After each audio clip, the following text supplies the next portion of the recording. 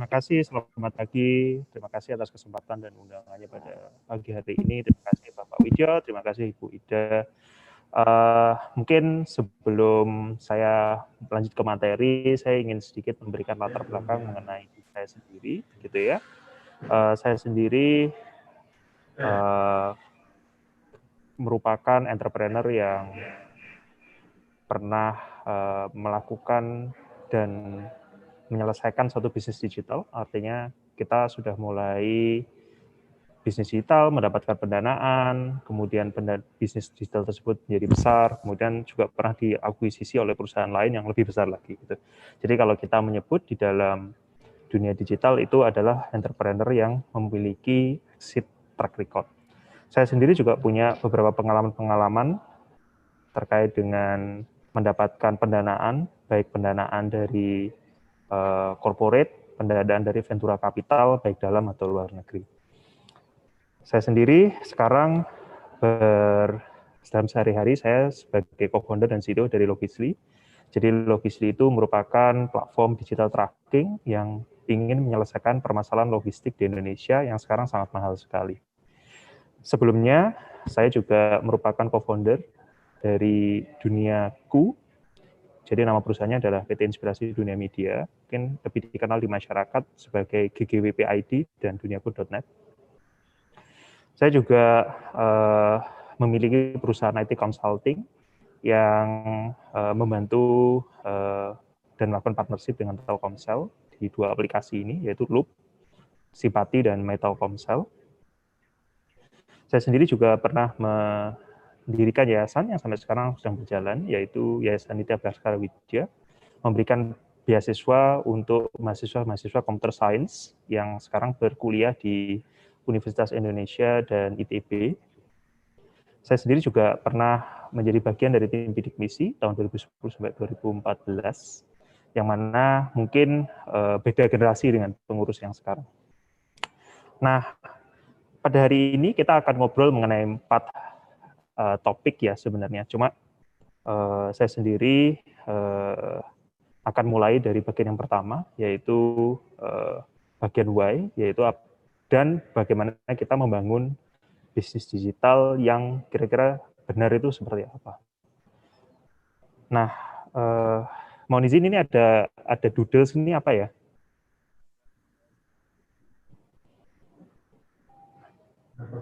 Notifikasinya dimatikan kan? Nah, ya, baik. Nah, jadi kita akan di bagian pertama akan membahas mengenai kenapa sih kita memulai bisnis, dan yang kedua adalah bagaimana kita membangun bisnis yang baik dan dibutuhkan ya, kira-kira seperti apa. Nah, kita mulai dulu.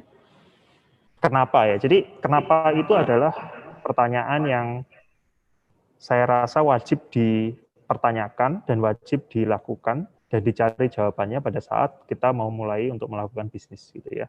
Jadi kenapa sih kita melakukan ini? Kenapa sih melakukan itu gitu ya? Kenapa itu adalah salah satu pertanyaan yang paling sulit juga dijawab. Karena jawabannya bisa sangat kualitatif gitu ya dan sangat abstrak dibandingkan dengan pertanyaan apa, di mana, bagaimana, dan kira-kira siapa. Tapi kenapa ini adalah pertanyaan yang paling penting menurut saya dan paling harus dijawab pertama pada saat kita melakukan bisnis.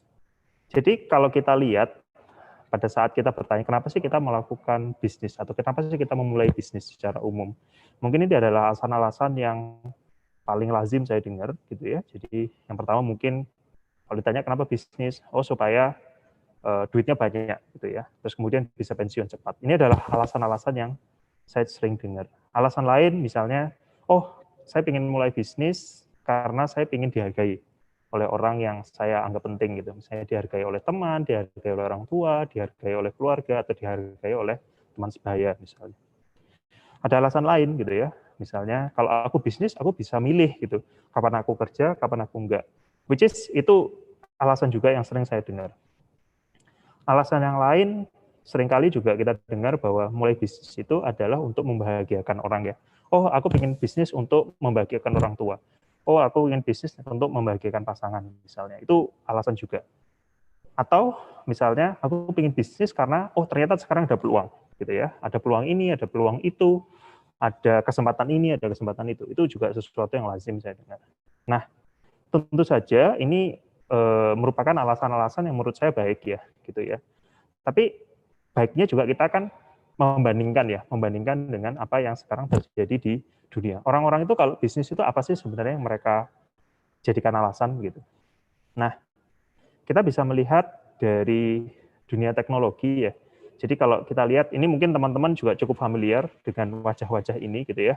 Ini adalah orang-orang yang mungkin merupakan orang-orang yang paling berkuasa di dunia bisnis sekarang gitu ya. Mungkin di paling kiri ada Mark Zuckerberg, pendiri Facebook, ada Bill Gates, pendiri Microsoft, ada Elon Musk yang terkenal dengan SpaceX dan Tesla, dan yang paling kanan ini adalah orang yang sekarang paling kaya di dunia ya, jadi Jeff Bezos. Nah, ini adalah nama-nama yang paling sering muncul pada saat kita bertanya mengenai bisnis dan terutama bisnis digital ya. Kalau kita lihat sendiri, orang-orang ini dengan masing-masing portfolionya dan berkat masing-masing portfolionya ini, mereka berhasil mengumpulkan kekayaan gitu ya, lebih dari 3.000 miliar dolar ya. 300 miliar dolar, maaf. 300 miliar dolar itu angka yang sangat besar gitu ya. Kira-kira sekitar hampir 4.500 triliun ya. Itu sebesar 2 kali APBN. Kalau kita belikan soto Madura di Surabaya, ini kira-kira bisa membeli soto Madura sebanyak 1 triliun kali. Nggak kebayang ya 1 triliun kali ya. Kalau penduduk se-Indonesia itu makan soto tiap hari, itu kira-kira dia baru habis setelah 10.000 tahun. Jadi ini angkanya sangat besar sekali, angka ini. Plus angka ini semakin bertambah. Jadi ini sangat luar biasa sekali ya. Nah, tapi kalau kita melihat orang-orang ini, seringkali media yang bayangkan kan apakah kekayaannya ya, dia sekaya apa, dia setenar apa, begitu ya. Tapi sebenarnya dia itu menjadi kaya bukan karena dia jadi tujuan hidupnya itu, tapi karena dia jadi kaya karena ada alasan. Contoh Facebook. Facebook itu dia menyediakan solusi bagi lebih dari 2 miliar orang untuk tetap terhubung, tetap bisa berkomunikasi, tetap bisa melakukan kegiatan gitu ya secara online tanpa harus membayar Rp1 pun. Jadi ini manfaatnya Facebook ya di dunia. Yang kedua, kalau kita bicara Microsoft, Microsoft itu memungkinkan kita orang yang dulunya nggak bisa punya komputer, nggak bisa mendapatkan software yang baik, nggak bisa mendapatkan alat-alat yang baik untuk bekerja, itu bisa dapat dengan Microsoft. Jadi sebelum Microsoft dulu itu banyak penyedia software yang mahal sekali ya menjual softwarenya. Nah, Microsoft ini merevolusi bisnis dengan dia menjual software itu murah sehingga lebih banyak orang yang bisa membeli. Terakhir Amazon, ini sekarang adalah salah satu perusahaan paling bernilai di dunia. Dia memungkinkan orang itu jualan dan bisa beli barang di banyak lokasi sehingga memungkinkan lebih dari 500 juta orang itu mendapatkan manfaat layanan. Nah, jadi ini adalah value-value yang diberikan, yang yang ada gitu dengan munculnya perusahaan-perusahaan ini. Kalau kita melihat dari mission statement-nya mereka sendiri, mereka juga percaya bahwa apa yang mereka lakukan ini karena dia mempercayai sesuatu. Kalau kita melihat Zuckerberg, dia itu percaya bahwa dunia itu harus diberikan kekuatan, harus diberikan leverage, harus diberikan alat gitu ya, untuk menjadi lebih terhubung dan jadi lebih dekat. Kalau kita lihat Bill Gates gitu ya, dia juga di Microsoft dia juga punya mission statement bahwa dia ingin supaya setiap orang di dunia itu dimungkinkan untuk mendapatkan atau memberikan kontribusi yang lebih besar dengan software dia, dengan alat-alat hardware dia, begitu ya, dengan komputer-komputer dia, begitu ya. Nah ini apa yang ingin Microsoft lakukan. Yang terakhir, kalau saya lihat si Jeff Bezos itu adalah perusahaan yang ingin supaya customer itu mendapatkan produk-produk terbaik di dunia. Dia melakukan banyak hal di Amazon, mulai dari membuat marketplace, dia menyediakan layanan streaming, dia sendiri juga menyediakan layanan logistik. Jadi banyak sekali hal yang dilakukan. Tapi tujuan dan misi dia adalah memberikan kesempatan kepada customer untuk mendapatkan produk dan layanan yang lebih baik daripada sebelumnya. Jadi kalau kita melihat dan belajar dari orang-orang ini, biasanya formula dari kenapa kita harus membangun bisnis itu kira-kira seperti ini. Apa sih yang pertama adalah apa sih yang saya ingin wujudkan di dunia. Jadi aku ingin merubah dunia atau merubah apapun atau XXX ini ya, saya tulis XXX di sini, menjadi sesuatu yang lain. Nah, ini menjadi formula why. Yang mana XXX ini can be anything ya yang teman-teman percaya, yang adik-adik percaya, yang teman-teman melihat bahwa ini perlu diubah gitu ya. Yang teman-teman merasa ini sekarang jelek dan harusnya diperbaiki gitu ya. Bisa jadi adalah hal-hal yang sangat kecil dan sederhana atau hal-hal yang sangat umum, sangat global. Kalau misalnya saya bisa kasih contoh, Elon Musk yang tadi salah satu yang saya sebutkan, dia percaya bahwa manusia itu harus bisa bertahan sebagai spesies. Jadi, dia percaya bahwa manusia harus bisa hidup di lebih dari satu planet. Makanya dia bikin pesawat antariksa kan, supaya memungkinkan orang untuk bisa pindah ke Mars dan planet-planet lain di dalam tata surya. Itu adalah misi dia gitu ya. Tentu misinya sangat besar, sangat sulit, dan luar biasa. Makanya dia adalah salah satu orang yang sangat dihormati di dunia teknologi. Nah, saya bisa kasih contoh. Kira-kira gimana ya mission statement atau why gitu ya. Ini adalah salah satu contoh yang sangat relatable. Kebetulan ini adalah misi dari salah satu bisnismen rekan saya gitu ya. Dia itu melihat bahwa makanan kampung itu ya levelnya hanya di sana-sana aja gitu ya. Jadi penikmatnya ya hanya situ-situ aja. Ya pada saat kita bicara nasi pecel ya harganya tetap 10.000 gitu ya. Nah, tapi dia percaya bahwa nasi pecel, nasi rawon, ayam betutu gitu ya, itu harusnya punya tempat tersendiri dan tempatnya itu harus sangat tinggi sekali dan sangat baik sekali. Maka dia melakukan yang disebut dengan membangun restoran yang sifatnya high end ya. Yang dia membangun masakan-masakan dan mengkombinasikan masakan-masakan kampung dengan masakan-masakan Southeast Asia. Nah, ini kita bisa lihat salah satu produknya namanya Gyowi ya. Jadi Gyowi ini adalah restoran yang salah satu restoran yang bisa jualan nasi pecel harganya 400.000. Tentu ini nominal nggak bisa dibayangkan untuk kita sekarang ya, kok nasi pecel bisa 400.000. Tapi buktinya dia ada di mana-mana, di beberapa mall-mall high end, di Jakarta juga ada. Nah, ini adalah salah satu mission statement-nya. Kemudian, bagian yang kedua. Jadi kalau kita melihat setelah kita bisa establish on why, jadi kita tahu apa sih sebenarnya mission statement kita, kita harus beranjak ke bagian yang kedua, yaitu apa sih yang harus kita bangun gitu ya. Dan idealnya adalah kita bangunnya dengan upaya-upaya yang paling mudah ya, karena ini tentu saja akan sangat membantu kita untuk menghemat waktu, menghemat sumber daya, dan memberikan value-value yang lebih baik. Nah, ini adalah statistik yang mungkin teman-teman adik-adik pernah dengar ya. Jadi hanya 1 dari 10 funded startup yang succeed. Jadi hanya 1 dari 10 bisnis yang mendapatkan pendanaan venture capital itu yang akhirnya kemudian sukses. Tentu saja ini angka yang buruk ya loh, cuma 10% ternyata kemungkinannya gitu ya. Tapi kalau kita mengconsider bahwa ini kita include adalah perusahaan-perusahaan yang nggak dapat pendanaan tadi, itu jumlahnya malah lebih jelek lagi gitu ya. Jadi artinya hanya 1 di antara 100 bisnis yang nanti malah bisa sukses. Jadi sangat jauh sekali dibandingkan dengan yang nanti akan sukses. Jadi kalau rekan-rekan melihat sekarang ada Tokopedia, ada Grab, ada Gojek, itu percayalah ada 100 bisnis lainnya yang kira-kira seperti itu, yang mirip-mirip gitu, yang kemudian nggak sukses. Ini juga ada sumbernya ya, jadi ini sesuatu yang sudah sangat sering di-track dan sangat sering dipelajari, baik secara bisnis atau secara akademis. Nah, kalau kita membandingkan gitu ya bisnis digital startup itu, mungkin kesempatannya tidak lebih bagus daripada bisnis-bisnis ini gitu. Buka warung gitu ya, ini kebetulan cakep yang makan ya. Saya ngambil fotonya kebetulan itu, atau ternak lele gitu ya. Ternak lele itu besar loh kemungkinan suksesnya, mungkin yang gagal cuma setengah gitu dari setengah yang berhasil. Atau jual masker gitu ya. Nah, ini adalah contoh-contoh bisnis yang konvensional yang menurut saya justru sebenarnya kalau kita bicara mengenai kemungkinan sukses itu lebih tinggi dibandingkan dengan bisnis-bisnis startup digital yang biasanya sekarang lebih sering terkenal.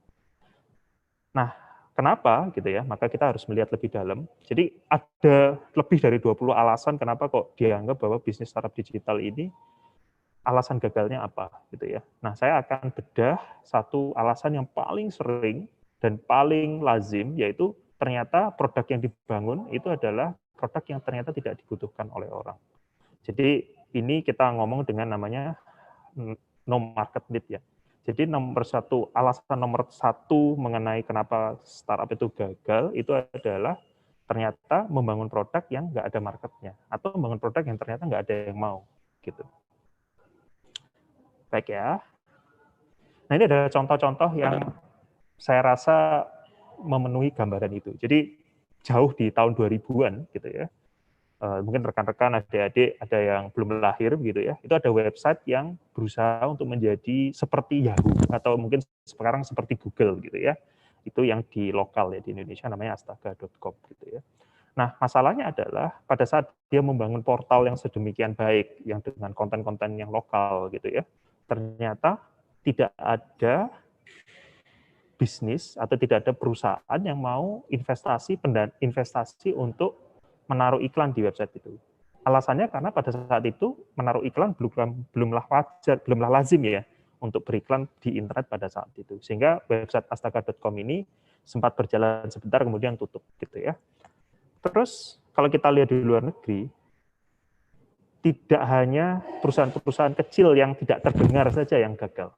Bahkan perusahaan-perusahaan yang lebih besar seperti Google itu juga pernah gagal.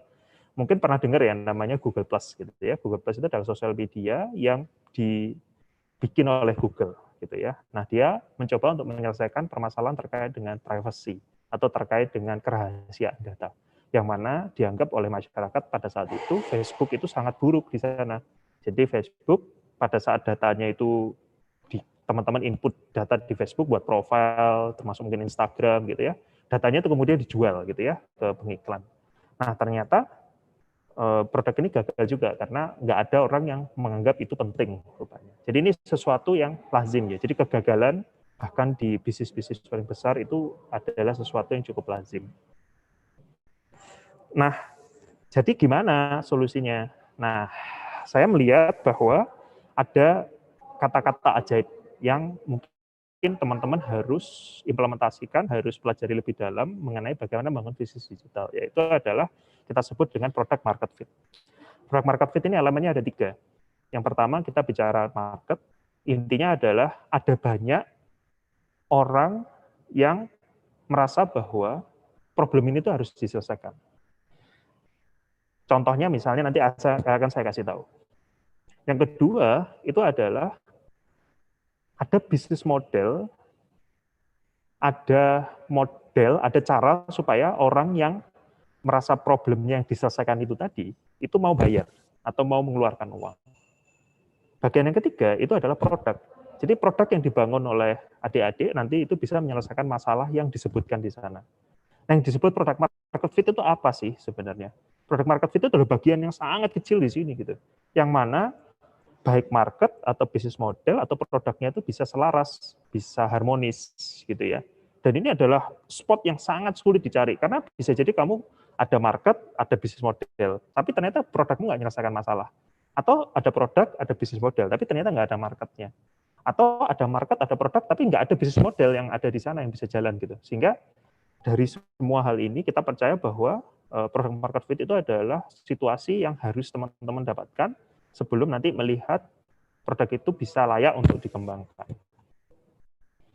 Nah, saya bisa kasih contoh. Apa sih sebenarnya produk market fit? Kita kembali lagi ke orang yang jualan di warung itu tadi ya. Apa sih produk market fit-nya terkait dengan layanan ini? Jadi saya merasa bahwa ini adalah produk market fit. Kenapa? Karena yang pertama, ada marketnya. Ada orang yang lapar. Itu cukup jelas ya. Terus yang kedua, warung itu menjadikan orang yang dulunya lapar jadi nggak lapar.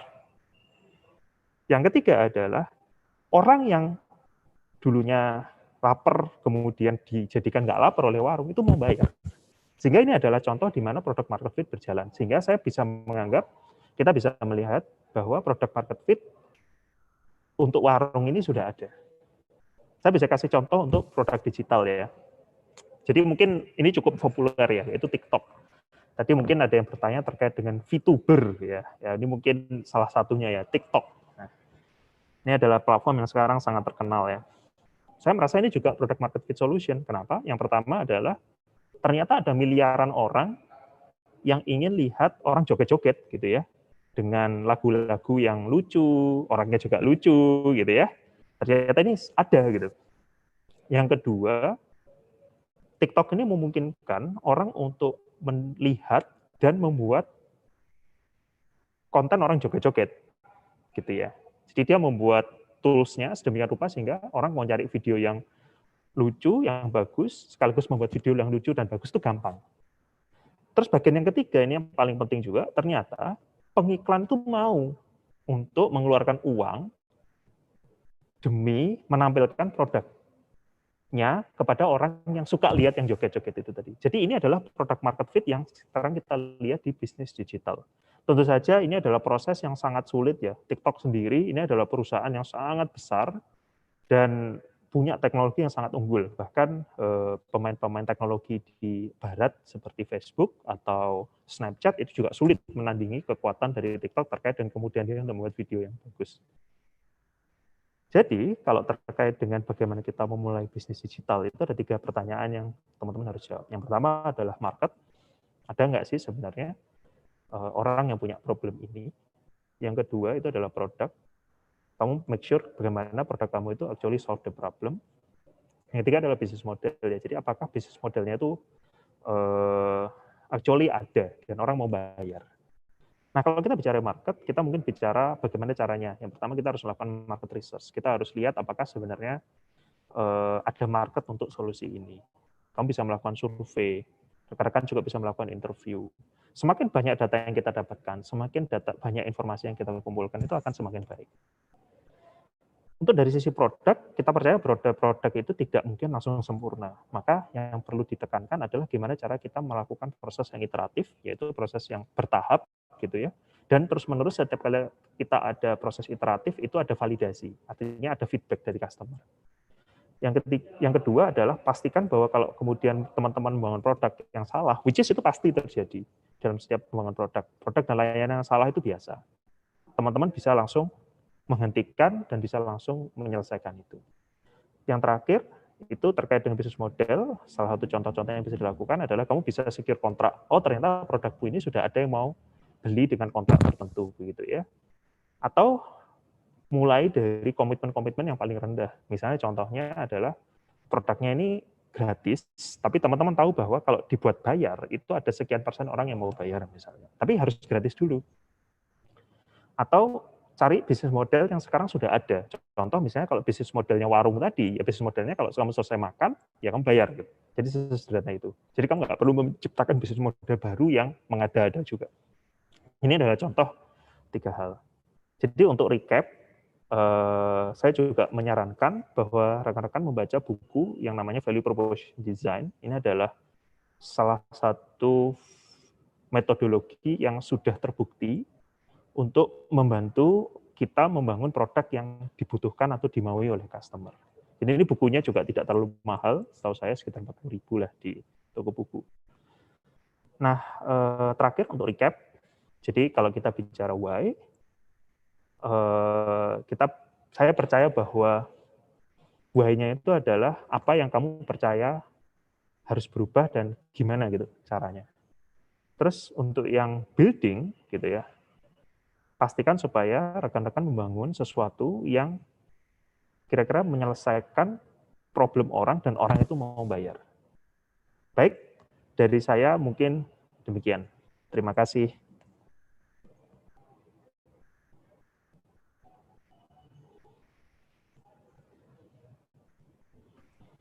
Terima kasih Pak Robi atas paparan yang telah disampaikan.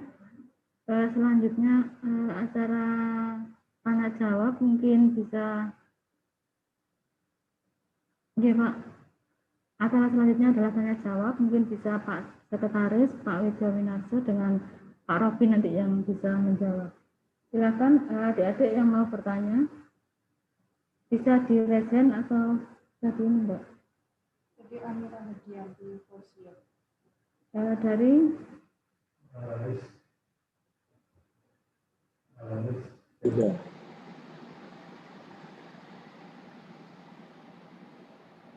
silakan.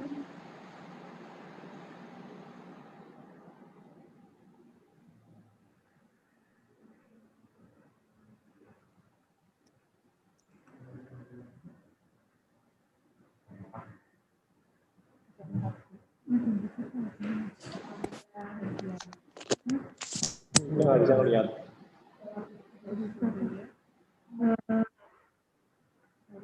Kok Mas apa yang kelihatan ini? Amira Hardianti. Assalamualaikum warahmatullahi wabarakatuh. Perkenalkan sebelumnya nama saya Amira Hardianti Fauzia dari Fakultas Ekonomi dan Bisnis Universitas Nahdlatul Ulama Surabaya. Mohon izin bertanya di luar pembahasan yang tadi. Kita ketahui semua bahwa kunci utama keberhasilan dari wirausahaan atau pebisnis itu adalah kuat dalam kegagalan. Lalu bagaimana cara kita menjadi jiwa yang tangguh terhadap kegagalan serta rasa gengsi ketika mengawali sebuah usaha? Yang kedua, bagaimana merealisasikan sebuah ide yang masih diragukan? Terima kasih. Wassalamualaikum warahmatullahi wabarakatuh. Waalaikumsalam warahmatullahi wabarakatuh. Monggo silakan Bapak Dr. Widjawinarso untuk menjawabnya. Tidak kencang. Siapa nih yang nanya, Bu?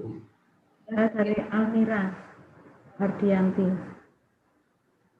Monggo, Pak Robi mau jawab? Ya, terima kasih ya. Ini pertanyaan yang bagus ya. Jadi yang pertama, bagaimana sih kamu deal with kegagalan ya? Jadi mungkin masih Mbak Almira. Mungkin ya, jadi karakteristik. Pak Robi yang bicara. Suaranya nggak ada.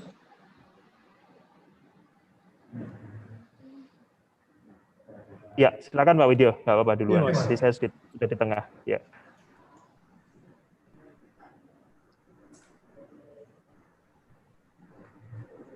Tadi sudah Gimana sih? Baiklah, saya lanjut. Enggak. Saya lanjutkan aja. Iya. Ya, jadi yang pertama tadi kan terkait dengan bagaimana kamu deal with kegagalan ya. Jadi aku ingin membagi ini jadi 3 pendekatan. Yang pertama adalah kamu atau rekan-rekan harus tahu bahwa kegagalan itu adalah sesuatu yang pasti. Jadi pada saat teman-teman mulai bisnis, itu pasti banyak gagalnya daripada suksesnya.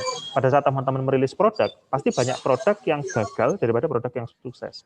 Pada saat teman-teman pacaran, contohnya, itu pasti juga lebih banyak yang nggak jadi pasangan kan, daripada yang sukses. Jadi kegagalan itu pasti. Jadi itu sesuatu yang saya rasa teman-teman harus tahu. Bagian yang kedua adalah ada cara mudah, atau bukan cara mudah, ada cara yang menurut saya efektif untuk kamu bisa melihat kegagalan itu sebagai bagian dari proses, gitu ya. Jadi pada saat teman-teman gagal, itu ada pembelajaran yang didapatkan di sana. Jadi pembelajaran itulah yang nanti harus dijadikan bahan untuk bisa kembali mencoba lagi atau bisa memberikan insight, oh ini ternyata hal-hal yang tidak perlu dicoba gitu ke depannya. Jadi kegagalan itu pasti memberikan pembelajaran dan hal-hal yang teman-teman dulu sebelumnya nggak tahu. Itu sebenarnya menjadi bagian yang penting. Bagian yang ketiga adalah kalau melihat seperti yang tadi saya sampaikan ya, mungkin cukup berelasi juga, bahwa kalau kamu melihat kegagalan itu pasti, maka cara teman-teman untuk tetap bisa maju adalah menaruh tujuannya itu sebesar mungkin, semulia mungkin, dan sesulit mungkin, gitu ya. Contohnya adalah kalau saya tadi cerita mengenai Elon Musk ya. Elon Musk itu kan pingin supaya manusia itu bisa hidup di planet lain.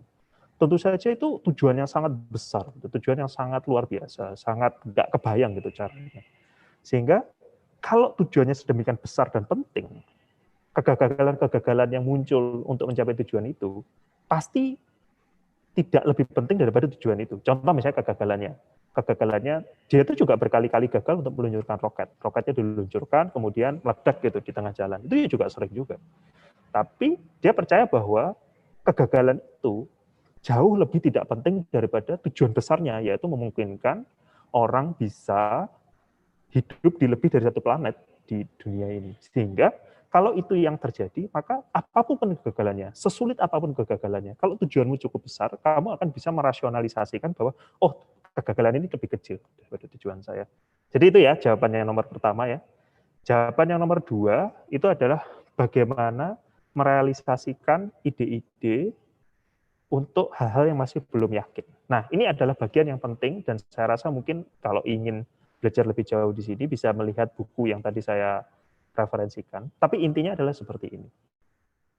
Kalau teman-teman ingin menguji coba sesuatu, produk atau ide atau gagasan, mulailah dari hal yang paling kecil yang teman-teman rasa bisa membuktikan apakah ide ini benar atau salah. Saya bisa kasih contoh Dropbox. Jadi Dropbox itu teman-teman pasti banyak yang pakai ya sekarang ya, Dropbox atau Google Drive atau lain-lain jenis ya. Pada saat foundernya Dropbox ingin untuk membangun produk ini, dia nggak membangun produknya sama sekali, tapi dia membuat videonya terlebih dahulu. Video mengenai bagaimana fungsi layanan dari Dropbox itu sendiri. Kemudian videonya ditaruh di internet, kemudian dia promosikan halaman itu. Orang diminta untuk daftar apabila dia merasa tertarik untuk menggunakan layanan itu dengan memasukkan email. Jadi, alih-alih membangun software-nya yang sangat kompleks terlebih dahulu, dia jualan videonya dulu sebelum barangnya itu ada. Itu rasanya adalah salah satu hal-hal yang bisa dilakukan apabila Amira tadi ya ingin memulai ide. Jadi mulailah dari hal-hal yang paling sederhana terlebih dahulu yang kira-kira bisa untuk membantu teman-teman mengetahui apakah ide ini adalah ide bagus atau ide jelek. Kira-kira itu ya. Moga-moga menjawab pertanyaannya. Silakan Pak Widyo. Cukup. Apa ada lanjutan? Enggak cukup, Bu. Ini ada berikutnya banyak pertanyaan. Selanjutnya dari Matematis Zuhriah, PKIP. Dari mana ini? Jombang. Silakan Pak. Ya, terima kasih Bu atas waktunya. Perkenalkan, nama saya Fatimah Zuhriah dari mahasiswa STKIP PGRI Jombang. Yang ingin saya tanyakan adalah, apakah semua orang itu bisa menjalankan bisnis startup? Dan apakah ada keahlian khusus agar kita itu bisa memulai bisnis startup ini? Karena kita tahu bahwasanya untuk memiliki bisnis, kan kadang kita harus memiliki keahlian dulu, kayak mau bisnis, mau bikin restoran, mau bikin apa, itu kan kita harus percaya diri dengan apa yang kita punya. Nah, untuk bisnis startup ini gimana? Apakah ada keahlian khusus atau semua orang itu bisa mendirikan atau menjalankan bisnis ini? Terima kasih. Ya, terima kasih Mbak Matematis. Selanjutnya monggo Pak Widya. Mas Robi. Monggo Mas Robi. Ya, terima kasih atas pertanyaannya ya. Ini saya melihat ini sangat semangat sekali dan ingin mulai ya. Nah, tapi mungkin saya ingin melihat dua mata uang ya di sini terkait dengan apakah untuk menjawab pertanyaan apakah semua orang bisa memulai atau bisa sukses ya secara umum di bisnis startup ya. Saya ingin melihat dari kacamata positif dulu. Jadi saya adalah salah satu orang yang percaya bahwa semua orang itu sebenarnya punya kesempatan yang baik untuk bisa sukses gitu ya. Asalkan dia menerapkan hal-hal disiplin dan proses-proses yang penting untuk memastikan supaya orang ini sukses. Jadi kalau saya bisa kasih contoh seperti ini. Orang-orang yang sukses yang saya sebut di sana tadi, misalnya saya bisa ambil contoh Mark Zuckerberg atau saya bisa kasih contoh Elon Musk gitu ya. Atau spesifik Elon Musk. Elon Musk itu sekarang punya kekayaan lebih dari hampir 2.000 triliun sekarang. Tapi sampai sekarang dia tuh masih tidur di kantornya. Dia masih tidur di sofa yang seperti di lobinya kampus kalian. Dia masih melakukan itu karena dia percaya bahwa dengan dia melakukan ini, dia masih mendapatkan insight yang lebih cepat, realita yang lebih cepat terkait dengan bisnisnya. Jadi pada saat dia bangun, dia langsung kerja. Gitu. Jadi ini adalah jenis disiplin yang saya maksud ya. Dan kita bicara tentang orang yang memang sudah sangat kaya, sudah sangat pintar, sudah sangat luar biasa, tapi dia masih melakukan ini. Gitu. Jadi saya rasa asalkan orang itu menaruh effort yang cukup, mungkin melebihi si Elon Musk itu tadi, itu sukses masih sesuatu yang masih bisa dilakukan ya. Dan ini adalah tema yang sama kalau teman-teman tanya ke semua orang yang sukses. Mereka pasti menggunakan kata-kata kerja keras. Mereka pasti menggunakan kata-kata yang tekun. Mereka pasti mengasih kata-kata yang gigih gitu ya. Itu adalah tema-tema yang seragam. Jadi saya percaya baik di bisnis digital atau bisnis yang tidak, dari sudut pandang positif, itu teman-teman dan siapapun di dunia itu bisa mendapatkan kesempatan untuk melakukan itu. Jadi itu dari sisi positif. Dari sisi negatif, sebagai devil advocate ya, mungkin teman-teman perlu melihat dan perlu mengeksplor istilah ini, namanya devil's advocate. Kalau kita melihat statistiknya, devil's advocate ini, dari semua founder-founder startup yang saya sudah sebutkan tadi, itu adalah orang yang memang punya privilege. Apa sih sebenarnya privilege itu? Dia tuh punya kemudahan-kemudahan dan keluasan-keluasaan yang tidak semua orang bisa akses. Saya bisa kasih contoh misalnya yang terjadi sama Bill Gates. Bill Gates itu selalu dilihat sebagai orang yang mulai dari nothing kan, karena dia mulai bisnisnya di garasi. Tapi kita tahu bahwa Bill Gates itu punya orang tua yang bisa nyekolahkan dia di perguruan tinggi termahal di Amerika. Dan dia punya akses pendidikan yang memadai untuk bisa masuk di perguruan tinggi tersebut gitu ya. Plus pada saat dia resign dari perguruan tinggi tersebut, dia keluar dari perguruan tinggi tersebut karena dia drop out kan. Dia tuh masih punya uang yang cukup untuk mendanai dia sekitar 1 tahun atau 2 tahun tanpa perlu kelaparan gitu. Nah, kalau sudut pandangnya privilege itu tadi, tidak semua orang punya privilege itu. Tidak semua orang bisa mendapatkan support system yang tepat untuk menjadikan kamu tuh sangat sukses, gitu ya. Jadi kalau kita melihat dua sisi itu harus bisa dijadikan suatu sintesa bagus bahwa sebenarnya orang itu punya akses, punya kesempatan, punya privilege untuk bisa jadi sukses. Tapi ada prerequisite condition-nya. Nah, pertanyaannya adalah apakah kamu bisa handle prerequisite condition itu tadi? Jawabannya seringkali adalah iya. Jadi saya cenderung melihat seperti itu. Nah, tapi mungkin saya juga ingin mengingatkan statistik ya. Jadi kalau saya bicara statistik adalah seperti ini. Kalau rekan-rekan melihat founder-founder startup Indonesia yang sukses gitu ya, mungkin teman-teman bayangannya Mas Menteri Pak Nadiem gitu ya, yang sekarang jadi menteri. Atau teman-teman bisa melihat Ferry gitu ya, Traveloka. Atau teman-teman bisa melihat William dari Tokopedia.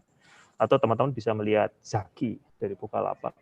Ini orang-orang yang saya secara personal sudah kenal, sudah pernah ketemu, dan sudah tahu persis kapabilitas dan kaliber dia. Ini adalah orang-orang yang sangat hebat, yang menghabiskan waktu hidupnya dengan bekerja keras. Saya melihat bahwa orang-orang ini pun, saya nggak bisa bilang mereka akan sukses. Kenapa? Karena di dalam startup itu adalah salah satu siklus pada saat perusahaannya itu nanti diakuisisi, baru kemudian founder-founder ini mendapatkan uang, gitu kan ya. Sebelum itu biasanya dia tidak dapat uang yang secara signifikan. Nah, ini orang-orang yang tadi saya sebut itu belum tentu startup-nya itu nanti akan diakuisisi atau akan jadi IPO atau akan bisa exit. Jadi untuk orang-orang terbaik pun ini, sukses rate-nya, kalau saya mengutip statistik dari Departemen Tenaga Kerja di Amerika, itu sukses rate-nya hanya 7%. Jadi dari top orang yang sukses-sukses ini, yang sukses nanti cuma 7%. Jadi itu mungkin menjadi bagian dari jawabannya ya. Moga-moga memberikan gambaran lengkap mengenai apakah orang itu bisa melakukan ini. Bagian yang kedua tadi skill. Nah, bagian skill ini lebih scientific. Kalau saya lihat bagian skill yang penting dari sisi startup itu ada 3. Yang pertama adalah bagian mengenai produk. Jadi harus ada orang yang punya visi kuat mengenai produk. Apa yang harus dibangun? Bagian yang kedua itu adalah terkait dengan pemasaran. Jadi pastikan supaya produk ini mengadres market yang tepat. Bagian yang ketiga, ini adalah bagian yang seringkali orang overlook, oversee, tapi penting juga, yaitu bagian yang ketiga adalah operasional.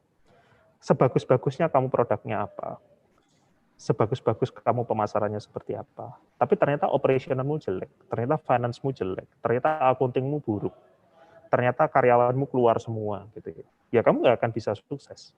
Nah, 3 kemampuan ini yang biasanya saya sarankan untuk orang-orang yang mulai bisnis startup. Dan jarang sekali ada orang yang punya 3 kemampuan ini di satu individu. Biasanya orangnya beda-beda. Satu orang biasanya lebih fokus di produk, ada orang yang fokusnya di bisnis, ada orang yang fokusnya di operasional. Jadi salah satu saran saya untuk pemula gitu ya, jangan mulai bisnis itu sendiri. Pastikan supaya kamu mendapatkan partner purna waktu yang bersama-sama dengan Anda memulai bisnis ini. Jadi ini adalah saran yang saya sampaikan ke Mbak Fatimah tadi ya. Cari partner yang punya kemampuan yang spesifik tadi itu. Mungkin itu jawabannya. Terima kasih.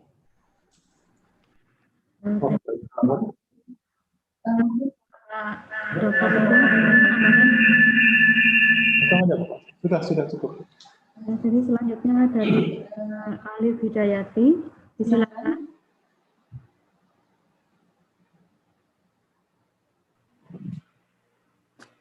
Selamat pagi, selamat siang, Assalamualaikum. Saya Alif Hidayati dari Stiba Satya Widya Surabaya. Pertanyaan ini saya tujukan untuk Pak Robi. Pak, begini, tadi Bapak sempat menyebut masalah pendanaan ya. Ini saya sekedar bercerita sedikit ya. Sekarang kan perizinan untuk mendirikan badan hukum kan semua dipermudah. Kita tinggal mendaftarkan lewat lembaga OSS dan kita bisa dapat izinnya untuk berwirausaha di situ. Lah, pertanyaan saya begini Pak, mengenai pendanaan. Sekarang memang kayak seperti KUR atau apa kredit-kredit yang lainnya. Mungkin Bapak ada saran untuk perusahaan startup baru. Pendanaan apa yang lebih cocok, istilahnya kayak mungkin bunganya lebih sedikit atau bagaimana, karena sedikit sharing, saya juga sekarang posisi lagi memulai usaha startup juga di bidang produksi matras Pak ya, dan saya sekarang memang sudah berjalan, cuma lagi butuh info banyak mengenai tentang kredit usaha tersebut. Terus untuk pertanyaan kedua Pak, mengenai ekspor. Mengenai ekspor ini, yang saya tahu ekspor ini kayak sudah banyak marketplace kayak seperti eBay, Amazon atau apa. Dan itu kan untuk pasar ekspor yang untuk produk ecer. Yang saya sempat tahu, entah itu Kemenko UKM atau bagaimana, itu pasar apa yang kita gunakan, info seperti info tentang ekspor apa, mungkin ada pasar event sendiri untuk ekspor dalam jumlah besar atau bagaimana itu Pak. Terus untuk yang terakhir, ini saya sekedar usul. Nanti kan ini kan info tentang workshop kewirausahaan. Pada ujungnya nanti kewirausahaan ini akan berujung pada perkembangan untuk perusahaan itu sendiri maupun untuk negara. Nah, ujungnya nanti pasti di perpajakan. Saya berharap kita sebagai mahasiswa yang memang kita sebagai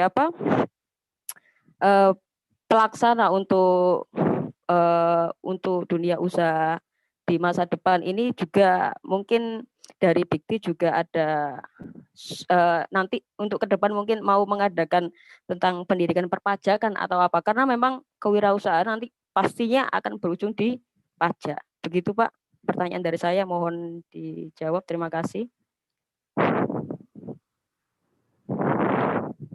Silakan Bapak Dr. Widjawinarso. Atau Bapak Robi, silakan. Ya, terima kasih ya Mbak. Ini luar biasa ya. Jadi saya mengucapkan selamat ya yang sudah mulai dan berani untuk bisnis ya.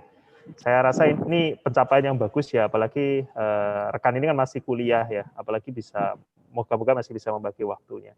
Jadi saya ingin mungkin tackle pertanyaan pendanaan ini dengan menjelaskan kira-kira apa saja sih jenis-jenis pendanaan yang ada di dalam market ya. Baru kemudian nanti kita goes into spesifik ya untuk bisnis yang sekarang sedang dimulai. Jadi secara umum pendanaan itu kalau saya klasifikasikan itu bisa menjadi 4 ya. Jadi ada 4 jenis pendanaan. Jenis yang pertama itu adalah pendanaan yang sifatnya adalah personal. Kalau kita sering sebut di digital itu adalah friend and family. Pada dasarnya adalah pendanaan yang didapatkan karena rekan-rekan itu memiliki teman atau memiliki keluarga yang mau mensupport atau memberikan dukungan-dukungan pendanaan di awal. Jadi ini adalah sesuatu yang sebenarnya mayoritas perusahaan-perusahaan yang tadi saya sebutkan termasuk kayak Microsoft, mungkin juga Facebook, itu juga mendapatkan jenis-jenis pendanaan di sini. Jadi ini bukan sesuatu yang aneh. Kamu minta uang sama teman, kamu patungan sama teman, itu adalah sesuatu yang biasa. Kita sebut ini adalah FNF. Jenis yang kedua itu adalah pendanaan yang sifatnya adalah ventura capital. Jenis pendanaan ventura capital itu adalah jenis pendanaan yang sifatnya membantu bisnis yang sudah memiliki produk yang sudah tervalidasi, seperti yang tadi saya diskusikan, yang sudah product market fit gitu ya, untuk kemudian dia bisa scale up dan dia bisa berkembang ke tahapan-tahapan yang lebih tinggi lagi. Ventura capital ini tahapan pendanaannya juga macam-macam. Mungkin teman-teman kalau membaca berita gitu ya, itu ada pendanaan seri A, pendanaan seri B, pendanaan seri E dan C dan selanjutnya gitu ya. Seri A, B dan C itu sebenarnya maksudnya adalah kalau semakin banyak abjadnya, berarti perusahaan ini sudah semakin banyak investor yang mendanai, semakin banyak tahapan yang dia sudah dapatkan. Biasanya lazimnya semakin banyak serinya itu semakin dipercaya dia dan semakin besar dia. Contohnya kalau kita melihat kayak Gojek itu udah seri G atau seri H. Jadi ada A, B, C, D, E, F, G sampai lanjutnya seperti itu. Nah, itu adalah jenis ventura capital. Salah satu kriteria dan salah satu karakteristik dari pendanaan ventura capital itu adalah dia biasanya bisa fokus terhadap area-area yang memiliki risiko sangat tinggi. Contoh, pada saat kita melihat startup digital, kan tidak punya aset ya. Jadi kalau kemudian ternyata usahanya itu tidak berhasil, maka tidak ada jaminan yang bisa didapatkan, tidak ada kolateral yang bisa dicairkan apabila ternyata bisnis ini gagal. Makanya bisnis startup digital dan ventura capital ini memang biasanya adalah pasangan yang ditakdirkan untuk masing-masing gitu ya. Jadi mereka memang cocoknya begitu. Startup digital sendiri juga high risk gitu ya karena tidak ada aset. Ventura capital juga high risk juga. Nah, ini adalah bisnis jenis pendanaannya ventura capital. Jenis ketiga itu adalah banking atau institutional lenders. Yang ini yang jenis yang biasanya lebih cocok dan lebih general, biasanya kita bisa dapatkan gitu ya. Nah, bentuknya itu macam-macam. Termasuk kalau tadi disebutkan KUR. KUR itu adalah jenis pendanaan banking yang kebetulan di-back oleh pemerintah untuk memastikan supaya NPL sama kredit risk-nya itu tetap rendah gitu ya. Karena kalau usaha kecil kan biasanya cenderung gagal ya. Maka oleh pemerintah kalau gagal diasuransikan dan diganti gitu uangnya perbankannya itu. Sehingga itu adalah salah satu jenis pendanaan. Jenis pendanaan lain itu biasanya yang disebut dengan kredit modal kerja. Kalau dari perbankan itu. Kredit modal kerja itu mungkin bentuknya sudah lebih advance ya, lebih lanjut. Kalau KUR itu setahu saya maksimal hanya sekitar 500 juta. Kalau kredit modal kerja itu bisa sampai lebih dari 40 miliar, 100 miliar gitu ya. Mungkin kalau di atas 100 miliar sudah sindikasi gitu ya. Nah, ini adalah bentuk pendanaan yang memang umum ya gitu ya. Nah, salah satu persyaratan yang biasanya dibutuhkan untuk jenis seperti ini itu adalah adanya jaminan ya. Kalau misalnya KUR kan tidak perlu. Kalau di kredit modal kerja yang biasa itu adalah jaminan atau kolateral. Nah, kolateral ini bentuknya macam-macam dan produknya sebenarnya macam-macam. Bisa jadi kredit modal kerja itu bentuknya adalah invoice financing. Jadi pada saat rekan-rekan melakukan prestasi usaha, misalnya mengirimkan barang dan segala macam, invoice-nya itu yang kemudian digunakan sebagai bukti pencairan. Bisa juga bentuknya PO financing. Jadi teman-teman dapat PO misalnya. PO itu adalah bukti bahwa teman-teman ada perusahaan lain yang order ke rekan-rekan. PO-nya itu yang kemudian dijaminkan ke bank. Ada yang sifatnya adalah revolving loans. Jadi bentuknya itu adalah modal bergilir. Nah, ini adalah jenis yang juga ditawarkan oleh perbankan. Yang biasanya teman-teman bisa manfaatkan. Syaratnya biasanya kalau perbankan itu membutuhkan kolateral. Kolateralnya bisa macam-macam. Bisa merupakan aset tetap seperti rumah, seperti tanah, atau juga aset bergerak. Bisa mobil, termasuk inventory. Jadi inventory teman-teman, misalnya tadi tikar gitu ya, tikarnya itu juga bisa dijadikan bahan yang dijaminkan. di bank. Jadi pada saat kemudian terjadi apa-apa ya, mungkin itu bank mendapatkan jaminan bahwa dia bisa melikuidasi aset tersebut. Nah, itu jenis yang ketiga, yaitu jenis perbankan. Jenis keempat yang orang juga sangat umum, yaitu adalah pasar modal ya. Jadi seperti tadi Pak Widyo sempat sampaikan bahwa ada pendanaan yang disebut dengan pasar modal. Perbedaan utamanya antara pasar modal dengan jenis-jenis yang lain tadi, pasar modal itu memungkinkan individu untuk melakukan investasi. Jadi misalnya teman-teman masuk ke dalam perusahaan bursa efek, masuk di bursa efek, investasi di bursa efek gitu ya. Teman-teman bisa menginvestasikan, dan pada dasar investasi itu merupakan permodalan yang diberikan kepada perusahaan yang melakukan IPO. Jadi pada saat perusahaan-perusahaan itu melakukan penawaran terbatas, atau initial public offering misalnya, dia menjual saham kan, kemudian masyarakat beli. Uangnya itu masuk ke perusahaan sebagai modal kerjanya dia. Pada saat dia ingin menambah modal, bisa juga dia mengeluarkan saham baru misalnya. Bisa melakukan saham baru bisa, kemudian dia melakukan HMETD juga bisa, gitu. Mungkin teman-teman yang ekonomi juga bisa. Jadi secara umum saya melihat dan mengkategorikan pendanaan itu ada 4 jenis itu tadi. Nah, untuk bisnis yang tadi saya sampaikan, gitu ya, karena melihat saya mungkin tidak tahu ya skala bisnisnya sekarang seperti apa, tapi mungkin pendanaan yang sifatnya bank itu mungkin cukup cocok ya, karena bank sendiri satu dia tahu bahwa bisnis-bisnis ini memiliki aset yang bergerak, terus kemudian dia juga mendapat PO, kemudian dia juga bisa mengeluarkan invoice, dia juga melakukan kegiatan perbajakan, dan banyak aset-aset atau indikator-indikator lain yang memudahkan bank untuk memberikan pembiayaan. Jadi saran saya mungkin lebih fokus ke aspek pembiayaan yang jenisnya perbankan, gitu ya. Walaupun nanti tidak tertutup kemungkinan apabila kemudian perusahaannya sudah besar bisa melakukan IPO, gitu. Nah, itu juga sesuatu yang bisa dilakukan juga. Moga-moga cukup menjawab ya tadi ya, Alif ya. Oke, atau ada tanggapan tadi?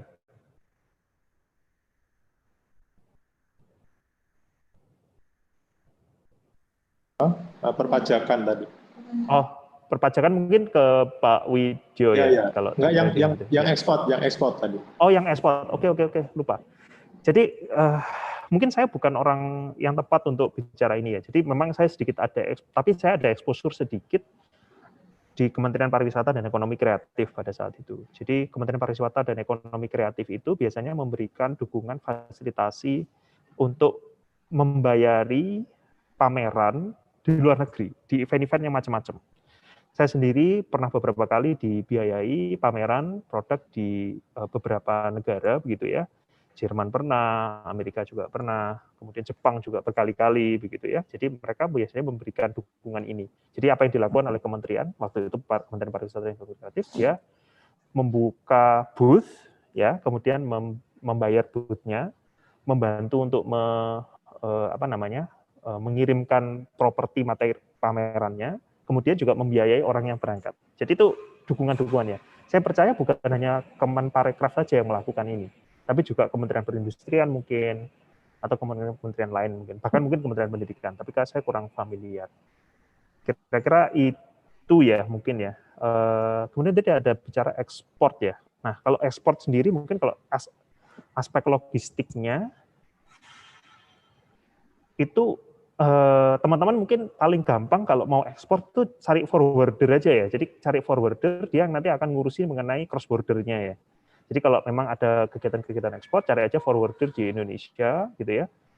Googling aja itu banyak sudah forwarder kemana gitu, mau ke Turki kah, mau ke Cina, ke Vietnam, itu banyak. Jadi tidak perlu khawatir lagi, solusinya sudah banyak itu untuk cross border itu. Mungkin itu ya dari saya. Ya. Oke, mungkin sedikit terkait dengan ekspor impor yang memang adik-adik kalau Mbak siapa tadi kalau pernah mendengar di Kemayoran ya, itu di China itu banyak sekali ya. Jadi event-event yang memang mempertemukan antara semua yang berurusan dengan bisnis ya, di Canton Fair, di Beijing dan juga di Shenzhen, itu sering di China itu pusatnya. Kalau saya kenal banyak orang yang kalau ya pebisnis itu rata-rata kalau ada pameran pergi ke China dan akan mendapatkan banyak hal di sana.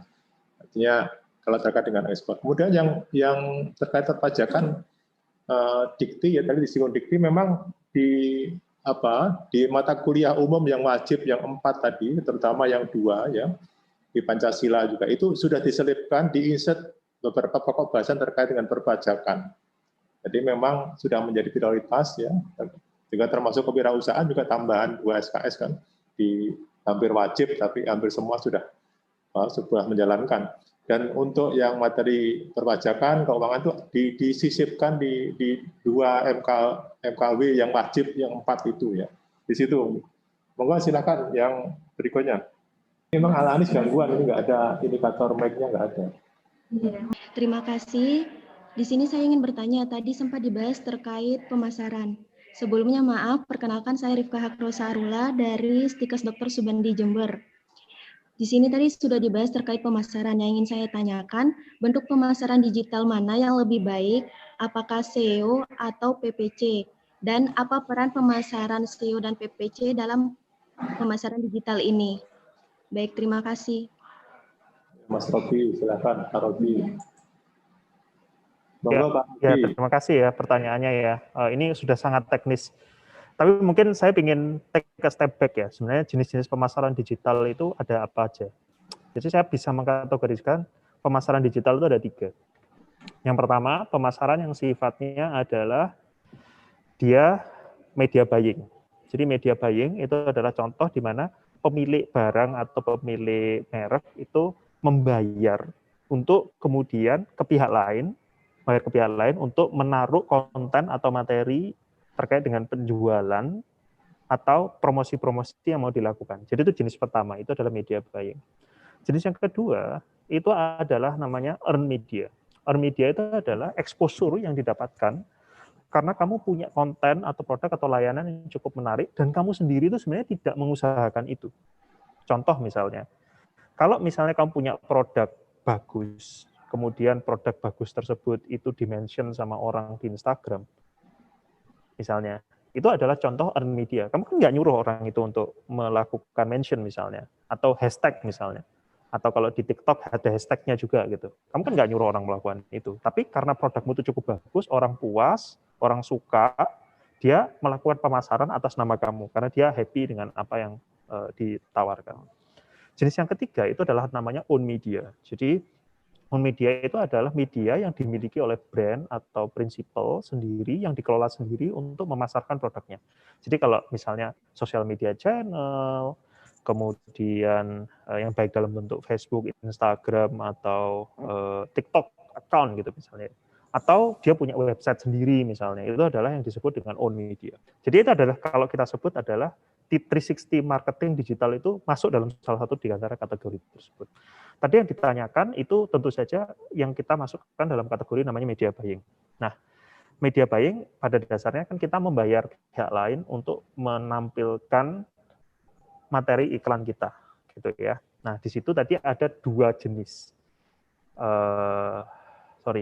Ada satu jenis di media buying yang namanya PPC, gitu ya, pay per click kan.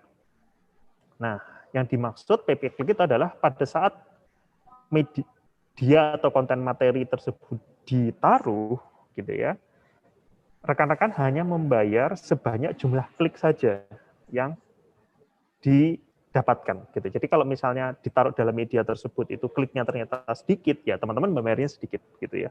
Nah, cuma ada hal-hal yang mungkin teman-teman juga harus perhatikan di sini. Yang pertama adalah kalau kita model media buying itu maka bidding prices teman-teman dimasukkan itu masuk di dalam mekanisme pasar. Jadi contohnya kalau teman-teman bidding harga PPC targetnya terlalu rendah, maka iklan itu bisa jadi nggak muncul sama sekali. Jadi teman-teman memang bayar per kliknya murah, tapi tidak ada exposure sama sekali. Contohnya misalnya yang klik cuma 2 orang, satu ternyata kamu sendiri lagi gitu. Nah itu bisa jadi terjadi. Maka itu adalah hal yang teman-teman harus optimize. Jadi PPC itu bukan jawaban segala sesuatu. Seringkali kan orang lihat, oh aku cuma bayar per kliknya aja. Tapi teman-teman kalau nggak dapat traffic, tentu saja kan nggak mau kan. Maka teman-teman harus melihat PPC itu adalah salah satu bagian dari keseluruhan strategi. Nah tadi juga ditanyakan, namanya SEO. Nah SEO itu adalah jenis yang saya bisa ngomong adalah earn media. Kan teman-teman kan nggak ini ya, nggak nyuruh Google naruh websitenya di websitenya di halaman pencarian pertama ya. Tapi karena kontennya bagus, karena dianggap relevan sama Google, maka muncul di situ. Nah, SEO itu adalah jenis marketing yang tanpa disuruh pun muncul juga gitu. Nah, ini bagaimana mengkuantifikasinya? Dua hal yang tadi saya ditanyakan itu bisa dikuantifikasi dengan namanya ROI atau return of investment. Contoh misalnya begini, kalau saya menaruh uang 1 juta rupiah di PPC, dia dapat berapa klik, kemudian dari berapa klik ini mendapat jadi berapa rupiah. Nah, itu kan ada return of investment-nya.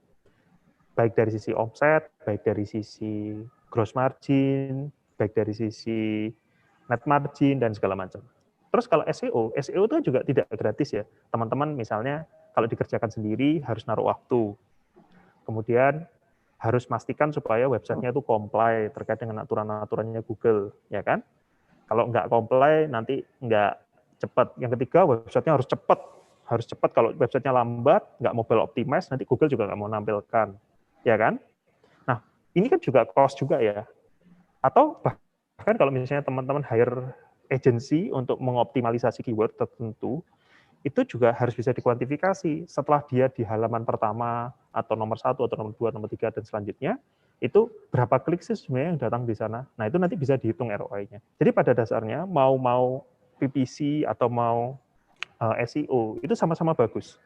Yang penting adalah teman-teman bisa ngukur dan memastikan mana ROI yang paling cocok untuk teman-teman. Walaupun demikian, memang ada beberapa jenis-jenis konten yang cocok untuk SEO, ada beberapa konten yang cocok untuk PPC, atau beberapa inventory yang cukup untuk itu. Contohnya misalnya, kalau sifatnya adalah jasa, misalnya jasa kecantikan, atau jasa apa yang sifatnya teman-teman nggak bisa memutuskan dalam waktu cepat gitu ya, harus diyakinkan dulu, kamu harus baca banyak tulisan dulu misalnya. Nah, itu mungkin SEO adalah investasi yang lebih cocok untuk membangun branding. Tapi kalau sifatnya itu direct to buy atau komoditi gitu misalnya contohnya. Aku jualan nih iPhone 18, nggak ada ya. iPhone 12 nih, harganya cuma 10 juta. Ya, karena barangnya itu komoditas, maka apapun yang dilihat sama orang, yang mungkin akan orang peduli adalah yang paling murah. Jadi mungkin PPC adalah cara terbaik untuk jualan barang seperti ini. Jadi itu sedikit sedikit tipsnya ya. Tapi saya tentu saja nggak ngerti barang yang mau ditawarkan apa, gitu. Tapi secara umum semakin komoditas, semakin komoditas, itu PPC semakin cocok. Tapi kalau misalnya semakin abstrak, jasa, layanan, services, apapun, itu mungkin SEO adalah cara yang lebih baik. Tapi again, saya nggak tahu detailnya, jadi mungkin saya nggak bisa jawab secara persis. 30 menit saja acara istirahatnya 30 menit saja. 30 menit. Ya. Selanjutnya masih ada satu lagi, ini dari Muhammad Rizal Dwiki. Silakan Mas Muhammad Rizal. Mbak Alani Salida, sudah bisa apa belum? Oh ini sudah siap Mas Muhammad Rizal. Silakan Mas.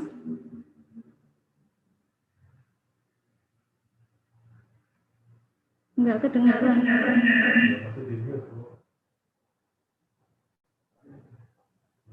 Assalamualaikum warahmatullahi wabarakatuh. Perkenalkan, nama saya Muhammad Rizal Diki dari Universitas Hasyim Asy'ari, Tebuireng, Jombang.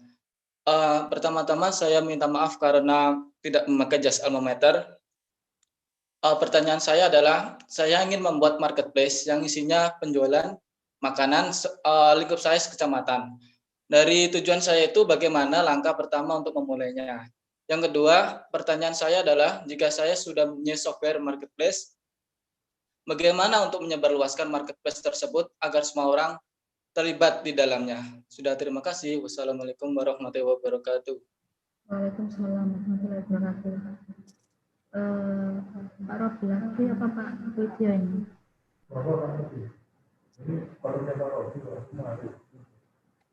Monggo Pak Robi.